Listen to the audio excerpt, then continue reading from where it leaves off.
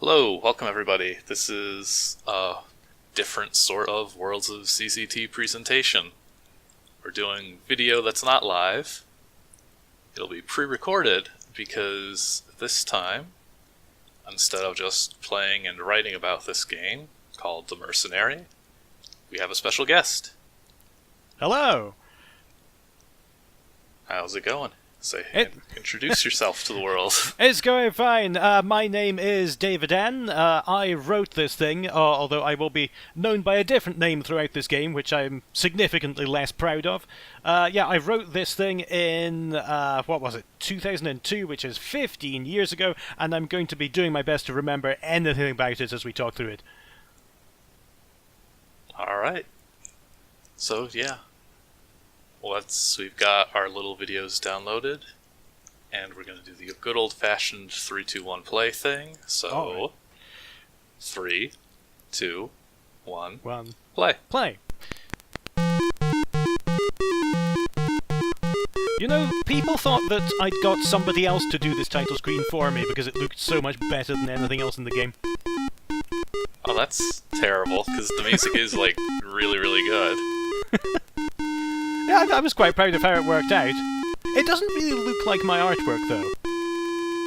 It does have this kind of very bold, very shaded look that, frankly, I didn't really give to my ZZT games. Yeah, I think that's just the fade that everybody uses. Mm-hmm. So we start off and choose our destiny. That's right, yeah. 3 different routes through the game, depending on which order you pick these up in. Yeah, so that was something that was pretty uncommon by, the early 2000s to have a game that was sort of open-ended like this. Yeah. I can't remember whether I intended to let you get them all in one run when I started this game. I suspect that I didn't, and that you just had one, and that would determine your path through the game, but in the end... what actually happens is that you pick one of these up after every boss, so the order in which you open up the game depends on which one you take in here. And this is home base. Yep. We get the usual stuff here. We get this really interesting sort of engine that's on every single board, where your character will actually be leveling up. That's right, yeah. So you've got the, you can buy potions and weapons here, and here's the, are you going to talk to him? Oh yeah, I'm gonna be, there's not a lot of downtime, don't worry too much. Oh, there it is, yeah. Yes. Okay, so yeah. Wise man. This is a little self-insert, with this, theme that I had for my invented character. What can I say? When I was 16, I was still in the phase of Chinese names sound a bit weird, and that was the level of humour I was at. Do you know what? The name Wong Chang-bai, I made it up after seeing this Jet Li film called The Legend of Fong Sai-yuk. And I think I made a game about this character called Wong Chang-bai. That was the first thing I tried to make in ZZT. So yeah, he's explaining just now that these are your relics, which are the icons on the right-hand side, just in the middle there. Those determine your path through the game. You've got a experience table here. There are about 8 more levels in the game than there are actually possible to reach. Yeah, I definitely noticed that. I mean, even mention in the text file that this game was supposed to be bigger, but it's way too big for ZZT as it is. Yeah, that's absolutely right. I ran into limits very quickly and had to cut it short. Most of that was because when you have different levels for your hand weapon and your character and your shooting weapon, you need a lot of script to support that in every single monster. And you then copy that for every instance of every monster you have on the boards. I've always been a little unclear as to what the bind command does, because it's meant to say, okay, refer to this other object for your program. But people say sometimes that the labels that you zap, they're affected by bound monsters and they share them all. It doesn't actually copy the code, it just points to the code. So if one zaps, everything zaps. What a language. There was, I think I called it Binders Keepers, where I thought, well, you can have an object every time it gets shot. Instead of zapping the shot, you can have it bind a different object that was identical but had like one fewer hit point, and that would kind of let you fake it. Oh, but wow. I don't think anybody did anything with that. Just ZZT is this incredible thing, even today. It particularly is that most of ZZT happened by accident. There's oh, here we go with some combat now. Yeah, so great combat. So yeah, you bump into enemies, randomization happens, a pretty standard way in ZZT, I think. Some objects are going to look at if they're blocked on a certain side, which has the side effect of, normally when you bump into them, there's a 1 in 4 chance, because the player's on one side, they're free on the other 3. There's a 1 in 4 chance that you hit, but if monsters are in packs or up against walls, then they become more ferocious, which is... Yeah, I do like how it works with packs. That's actually kind of a good coincidence there. Yeah, absolutely, yeah. In addition to that, there is an object in the top left of every screen that's invisible, and it is placing and unplacing yellow and blue invisible walls, I think. And some of these objects are going to refer to the presence or absence of those walls to make decisions. I'd only actually bothered looking at like the lions and just seeing that they checked if they were blocked, and it's like, okay, that's probably what it all uses. Also, you'll notice I immediately run for the ammo out of habit. Yes, yeah. And I notice you hesitating as you realise that it's draining away all your ammo, because you don't have a gun yet, and therefore you can't carry ammo. What I really should have done is, everything should really have been an object that just gave you items depending on whether you'd reached the limit or not. But to do that in ZZT, you'd have needed another 12 objects and a makeshift shooting machine in the ground to keep track of it. So what these objects, they're checking RNDP, RNDNE, which it means choose a random direction that's perpendicular to north or east. And I was... Is that code a mistake? Or... I think that's like in the health file, like this is how you do a random direction. And the weird thing is, you can just do if blocked RND. That works, really? But that's not in the health file. I never knew about that. Apparently, they're actually slightly different. The funny, longer one that you use is actually biased slightly towards east and west. Really? Okay. Since the boards are wider than they all are tall, and just plain old random will just pick a random direction, and you'll wind up hitting the north and south borders a lot more easily. Okay. So that was your gauntlets you used just then to get past the rubble, pull that aside. If you had a different artifact, you'd have either gone through that door down there that you just tried, or in a different route to the north. I opened up that Dungeon 4, and I was like, oh, I probably shouldn't go here? That's another thing that I thought was interesting. I used my artifact, and immediately ran away from it. We've got enough for a longsword. There you go, good as new. That phrase is from the original Grand Theft Auto. For some reason, my brother was massively amused by that phrase. There you go, good as new. So I put it in there. Torches, always good. I think you made good decisions there.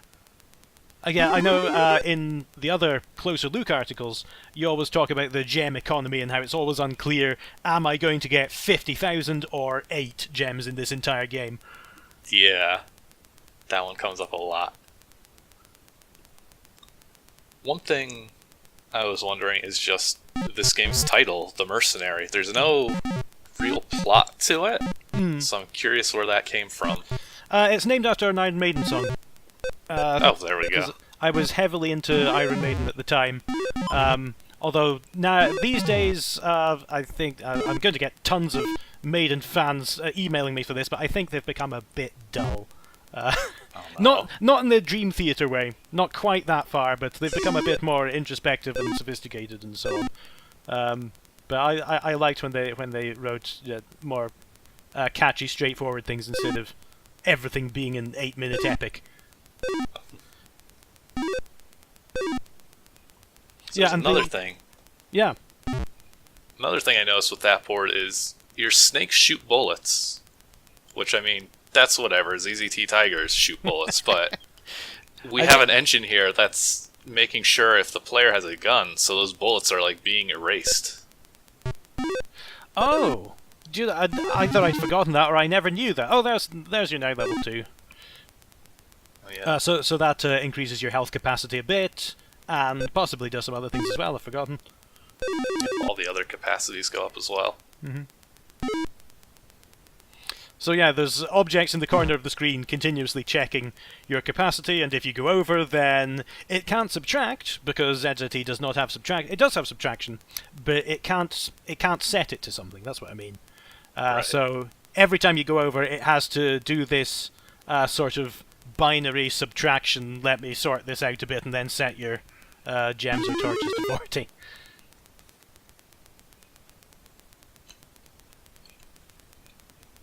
Alright, so what we're doing now... Okay, so this is where you get a gun. Yeah, I wanted to get that very quickly. Yes.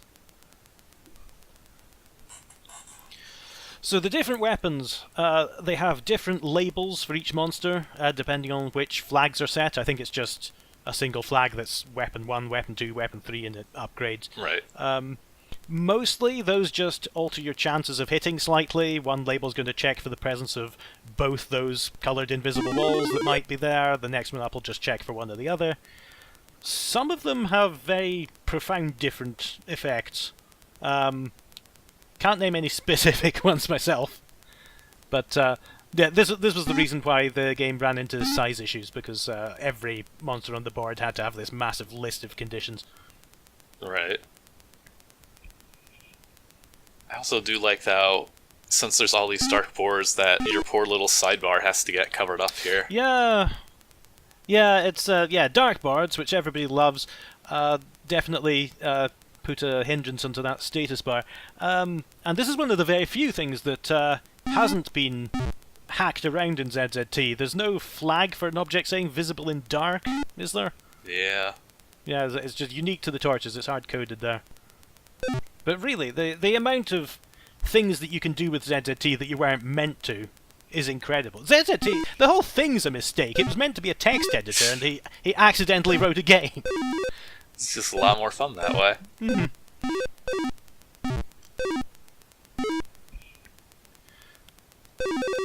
So I think I limited myself to 2 or 3 dark boards in the entire game.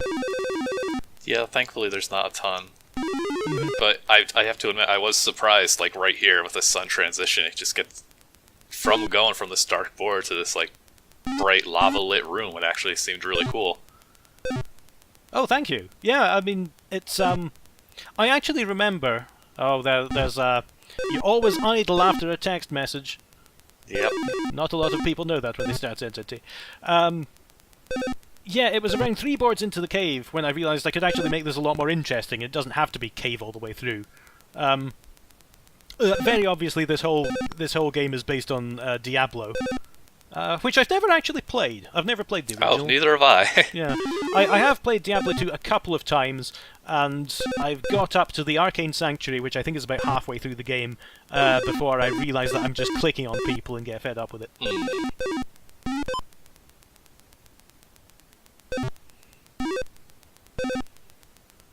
So when you were making the relics for all these, were you thinking of like a correct order at first? Is there some expected route, and then you just realized, wait a minute, I could just go nuts with this? Or I can't remember. I think that I was just winging it the entire way.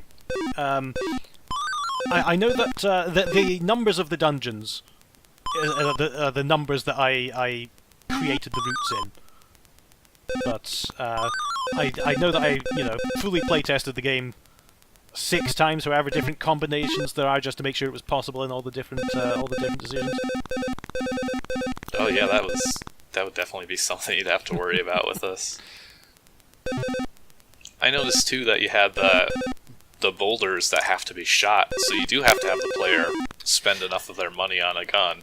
That's right. Yeah, you do. It does make sure you have a gun. So that's a third or fourth different way of gauging the player's progress. This pound sign here, which is called the Pyromaniac, it has an attack where it sends the message to all the candles saying shoot at the player. Yeah, that one really surprised me. I thought that was a very neat enemy. Because so many enemies in these sort of games just wander around until they reach the player. Yeah, it was a nice opportunity to think, to just think of what could enemies do that isn't just wandering around. There are plenty of wandering around enemies, but yeah, that's. I always imagined the Pyromaniac as looking like the Archvile from Doom. Oh no! And it's just about as annoying. I'm also realizing too that boulder, it means that you know the player has a gun, and that's why you can have those candles shoot. Actually. Yes. Yeah. I don't think I actually thought of that at the time, but it works out quite nicely. Yeah, there's that, hang on a minute while I sort this out, otherwise you'll go to a different board and it might mess up the calculation. Okay, here's our first boss.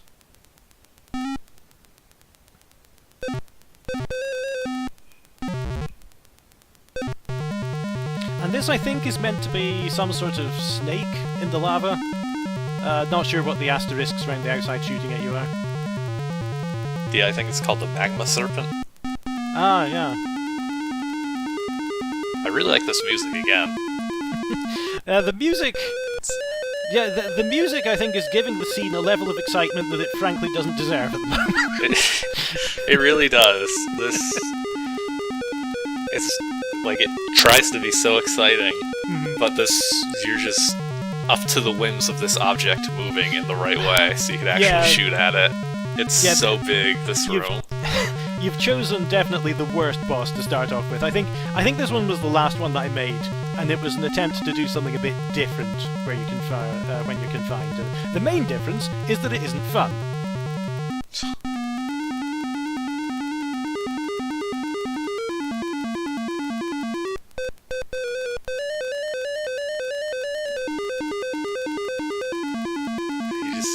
You really have to hope. There's some long shots, too, that you need to make for this. There are, yeah. This room should have been a lot smaller. Or at least have him move in like a consistent pattern, I think would have helped, too. Yeah, I don't know what he's doing here. It's so easy to have things break. You'll see sometimes I'll shoot bullets and he'll bump into a bullet and not actually be shot by it, and he'll just change direction because he thinks it hit a wall. Oh, do you know, I was wondering why he was changing characters. I think he's meant to be diving under the lava, and you can just see his fins poking out, and then he's coming up now. Except he is on a rock just now, so that was a bit of an oversight by me. And this is the point where I realized I don't have the ammo, and I couldn't remember if I saved on this board and just ruined my save if I didn't cheat. Yeah, I think that this was the appropriate response. Unfortunately, I am not going to survive this fight. Oh, really? Nope. Oh, there's a health bar, actually. That was there is. It took me a while to notice that, too. It's a bit discreet since it blends in with the other yellow objects down there. Yeah, I didn't realize I'd done that. Now I'm wondering how. Maybe there's an object going along the bottom row that's replacing boulders with walls? I honestly can't remember. Let's see, I'll crack it open here. Oh, there we go.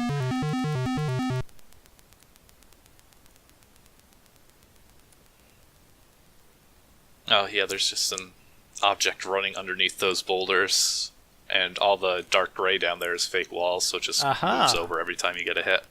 Incredible. It's so strange looking at this now, because I have no memory of writing this. Just going back to things you made 15 years ago. Oh, yeah. He's off to the right again. Why didn't I notice he didn't stay near you? Yeah, you must said you played this like 6 times. Yeah, I must have had a lot of patience back then. Yeah.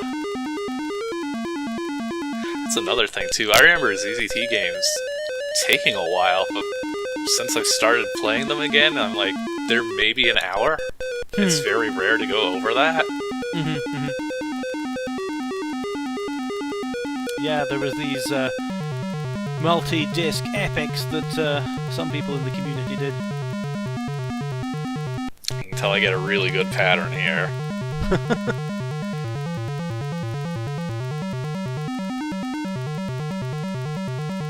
Maybe there's something I'm forgetting about this boss. Maybe you're meant to do something else, but I can't imagine what it is. Doing the dungeons in a different order doesn't like affect anything, does it? Because I know there's like an ice dungeon. I don't think it does. I think that was a bit advanced even for this. Yeah. Yeah. You know, originally this was a Megazooks game. Oh. Yeah, it was... Also, yeah, I just gave up on that try. I'm like, no, I need better patterns. Yeah. I think that was wise. Yeah, this was a Megazooks game called Dark Side, which is still floating around on Digital MZX somewhere. It's there's an unfinished copy. But I abandoned that and started it again in ZZT specifically because it would be more impressive to try to cram it into ZZT's confines. Oh, yeah, that's always a recipe for disaster. Usually it was always the other way around. There's so many games from like the mid-90s or like Civian. It's just like, why are you playing this game? You should be playing Megazoo and get the all the cool graphics and mod files and unfinished games. Yes. I mean, there must be hundreds of Megazooks games, and I think maybe 2 of them ever got finished. Pretty much. It's their curse. There you go! Also, actually whatever was shooting the other bullets managed to beat it for me. Yes, that's great. Lucky me. Yeah, the thing about Megazooks is that it asks a bit much of you. The standard of what you're able to do with Megazooks is just out of reach of what's easily doable, I think. ZZT confines you more, so it's easier to stay within its limits, or something like that. What am I saying? ZZT is impossible to stay within the limits. Break everything. That's how most ZZT games... that's how colours worked in ZZT. Yeah, that's true. There's basically not a board in this game that would work.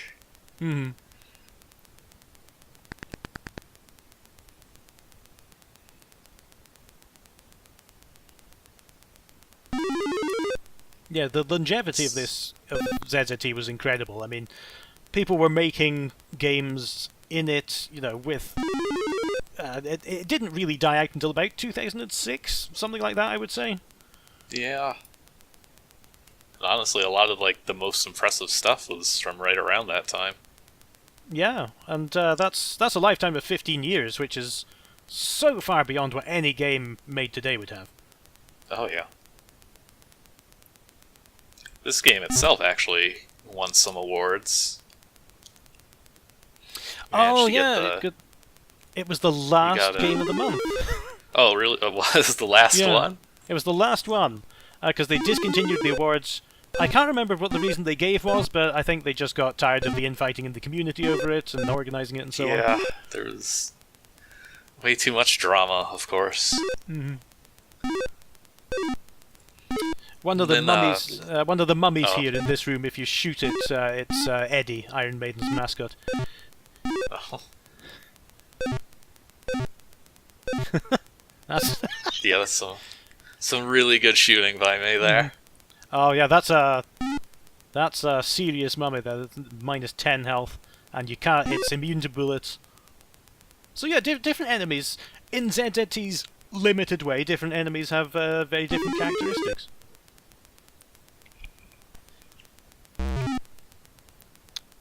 Okay, here's another boss. This one works a lot better than the last one. Well, this one is significantly easier. A skeleton and his tiger friends. Oh, there's a star.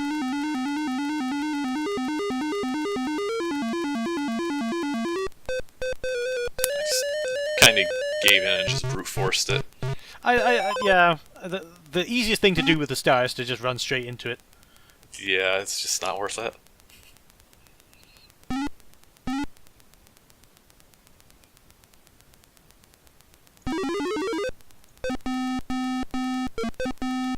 Alright, so you're The last round. all 3 relics already. Yeah, it was definitely shorter than I thought to get everything. Mm-hmm. Which, I mean, I understand why it had to be, but... Yeah, I think that I think it's a bit longer if you do them in the order that I first wrote them, which was, let's see, taking the lockpicks to get into the ice castle, then the either the rope or the I don't know. Oh, and this is the 4th relic, the flippers. Oh, yeah, that's right. Which are surprisingly mundane compared to the magic items that you've been gathering so far. But yeah, so this room's designed so that you needed all 3 of them to get through it. But depending on which 2 you had first, the route was different throughout the rest of the game, or something. But yeah, I noticed that once you get the flippers there, you can just go to the final boss, but there's still a whole branch I didn't explore. Oh wow, yeah. I never realized that. I can't remember whether I knew about that and just decided to leave it, or if it was intentional. Yeah, so you are on level 3. Level 3, and there are halfway to 4. and there are allegedly 10 levels in the game. I can't remember if I even programmed them all, or if I just said, okay, no one's going to get this far, forget it. Oh, you definitely did. After we record this, I'll talk to you about the weird stuff I had happening when I was first tried running this that's completely unrelated to actually running it. But yeah, at this point, it's possible to go and fight the final boss, but I definitely went for the full completion. Oh, great, okay.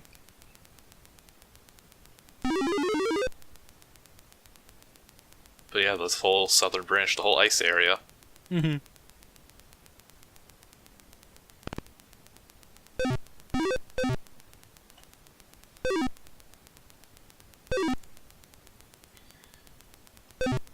Oh, okay, yeah, So a new enemy here as well. I can't remember what it actually is. It's that 0 in purple.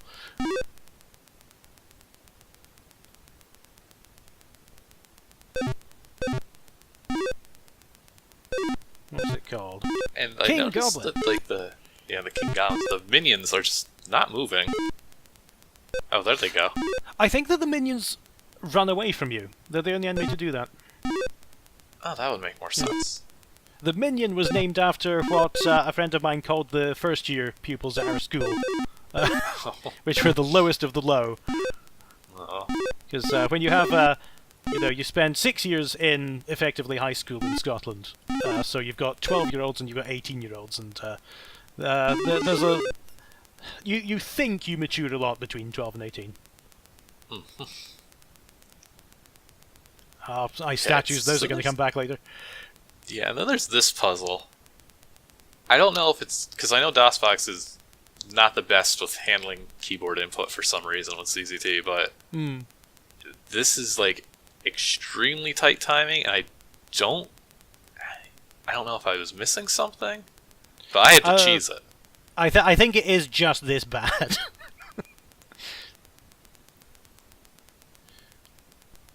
Okay, come on. Yeah, I had to start body blocking, so it couldn't actually replace the walls.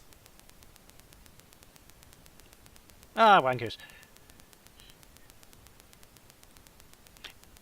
And I just straight up gave up on it. I'm like, maybe there's something I need.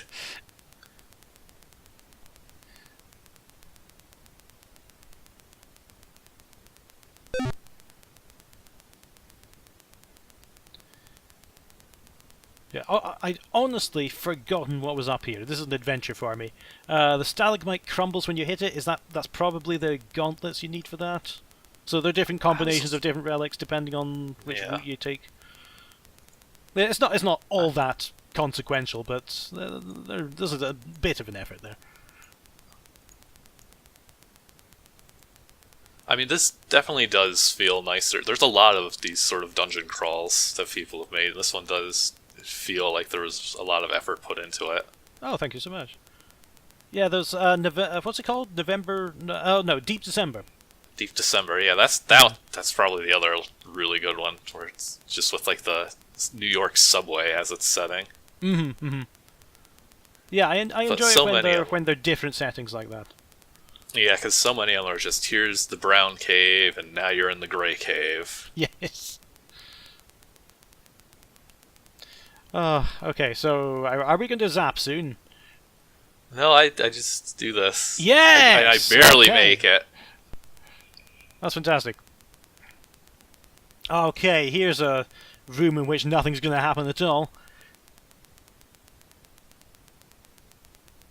Everyone uses those candles. The eye graves and accents. It's just very good candles, honestly. Yeah.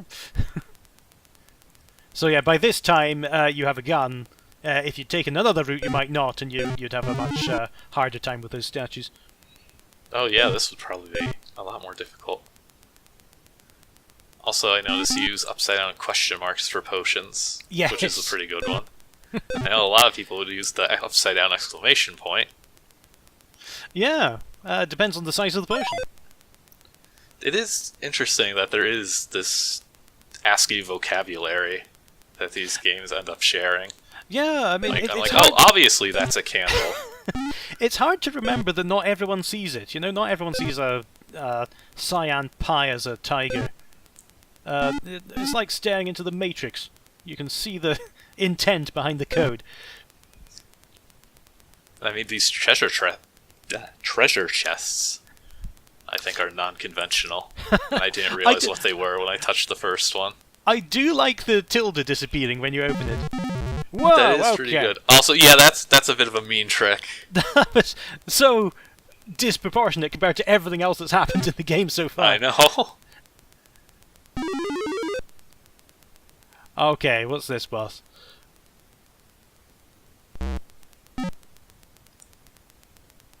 Oh, he's gonna. Is that the same object? That can't be the same object that's moving around. There must have been 3 different ones. Oh yeah, that didn't even occur to me. That is moving way too fast for it to actually move.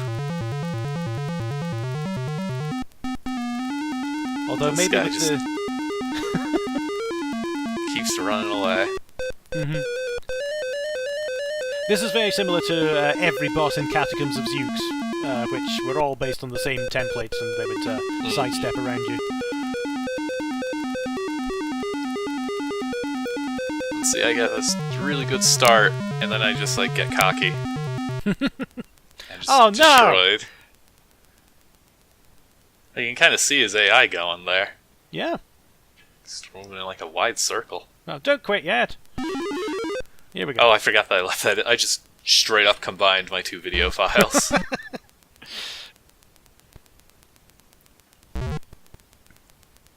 So yeah, another an oversight on this screen is that because you have the flippers, the water around the edges gets changed to this mush of fakes. Oh yeah.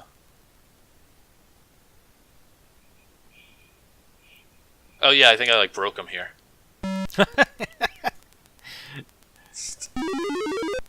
This guy gave me way more trouble than he should have. Yeah. Especially after that first one, which started off so good. Yeah, you were doing great. Oh, he does actually change his direction, though. That's interesting.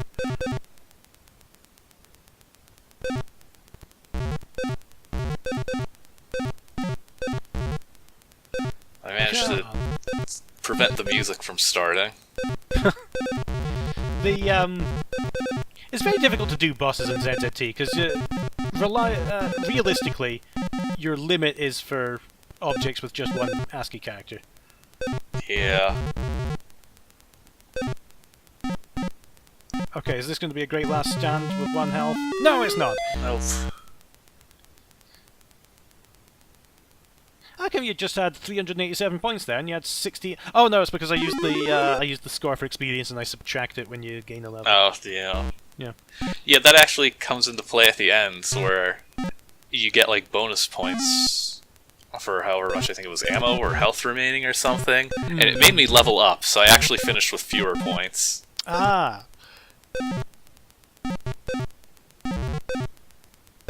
That's what happens when you only have 5 counters, and most of them are very important. Yeah, it's incredible what people did with 5 counters, none of which you can perform arithmetic on or set.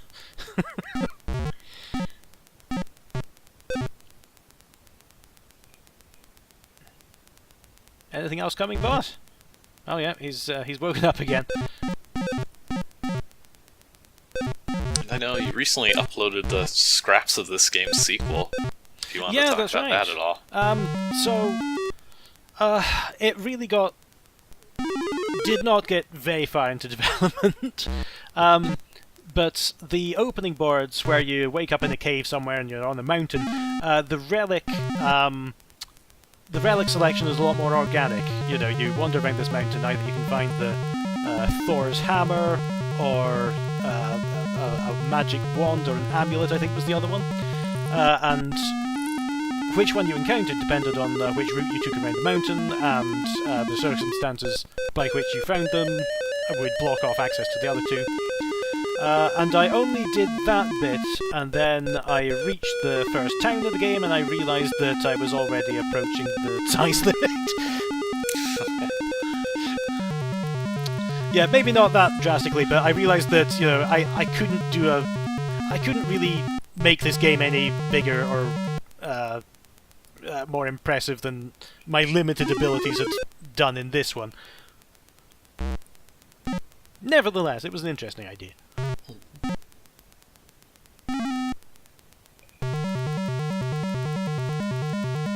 Okay, we're gonna get him this time. I hope so. Stick it in the corner, that'll do. Yeah, but it does change direction. It changes the direction it sidesteps. I don't know under what circumstances, but it's something.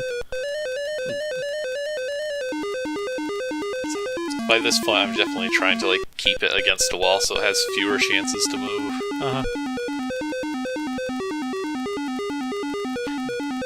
So yeah, I think the changing direction prevents you from doing that, because if it's against the wall, then it's not going to move, but then it'll change and it'll dodge out again. But it's kind of a boring arena, this. It's just a big room. Yeah, the others, I think, were a bit more dynamic. This one also doesn't have any ammo either. Ice Queen, I beg your pardon. Oh, whoops. So what's going to happen now? You... Yeah, I was very confused. You can see me like, wait a minute. There's just nothing. Yeah.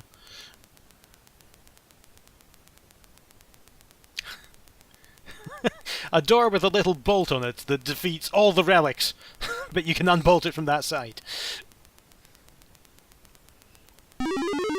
Alright, so yeah, I think, is it time to go to the final boss now? I think so. I might stop at the town first. I don't remember if I do. Alright. But all that is left is the final boss. Oh.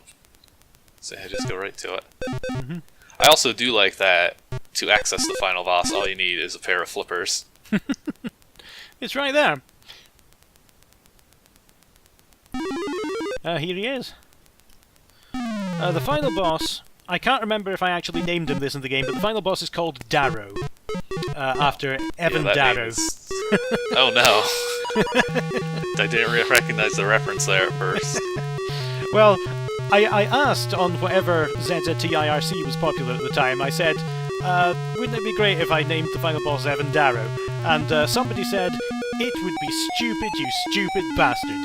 And thus qualified, I put it in. There you go. So yeah, final boss uses stars. You can run to the edge of the room and hit the button to destroy them. I'm not certain if this makes the use of stars any more legitimate or not, because everyone hates stars in ZZT. They're far too powerful. They stay on the board for about half an hour, and you can't destroy them.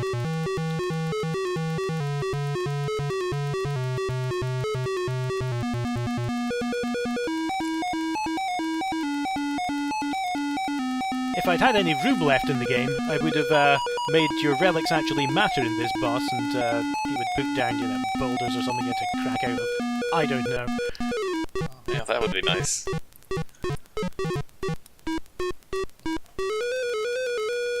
I think my big complaint is that there's not even like a token story. You're just showing up at a cave and shooting lots of rats in the sky. That's what a mercenary does.